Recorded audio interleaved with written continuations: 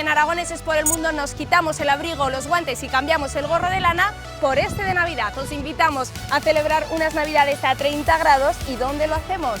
En el paraíso. Bienvenidos al Mar Caribe. Pensar en Navidad es un poco raro y diferente aquí. Estás pasando unas Navidades cuando estás acostumbrado a eso en Zaragoza, bien de abrigo, bien de bota, bien de tal. Aragoneses, bienvenidos a Playa del Carmen. En los barrios de la República Dominicana es donde mejor se conservan las tradiciones navideñas. Nuestros villancicos aquí se conocen como aguinaldos. Todos los niños se juntan con sus gorritos de Papá Noel y van de casa en casa cantando para que la gente abra la puerta. Pero esa alegría y ese espíritu navideño siempre está presente en los dominicanos. Y siempre se baila. Y los cayos de Florida son el destino navideño preferido para los americanos. Vamos a hacer parasailing y ahí me van a lanzar con una especie de paracaídas y subimos hasta 100 metros de altura. ¡Hasta luego, Lucas!